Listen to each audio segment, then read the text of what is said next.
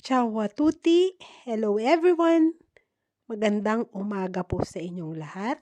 Ngayon po, gagawa tayo ng Italian pasta po. Napakadali lang po niya. Sa every 100 grams ng harina, farina, flour,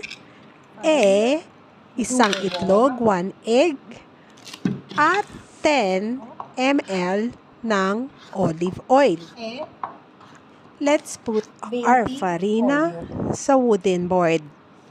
Let's put a hole and then doon po natin ilagay ang itlog, the egg, at olive oil.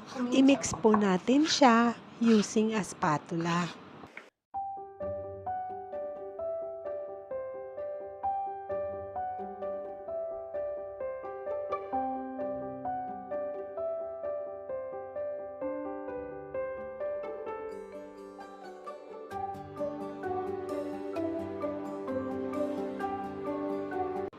At kapag po humalo na ang itlogs at ang olive oil sa harina, gamitin na po natin ang ating kamay sa pagmamasa.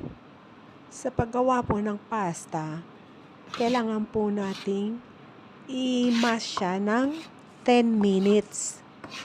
We should knead our pasta for 10 minutes. Ci vuole un po' di olio di gomito per circa 10 minuti.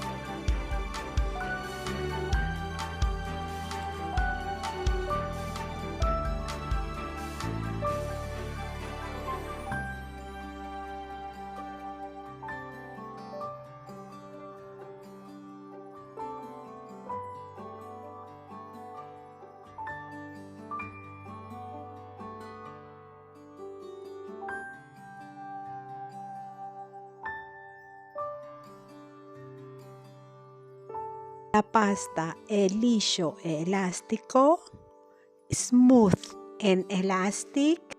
Ang ating pong pasta pronto na. Pronto. Ready. Okay na po siya.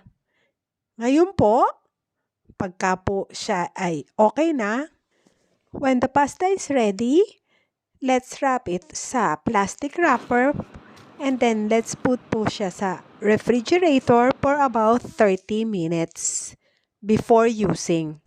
With this fresh pasta, you can make pasta tagliolini, pasta tagliatelle, ravioli. I hope na nakatulong po ako sa inyo sa paggawa ng pasta Italiano.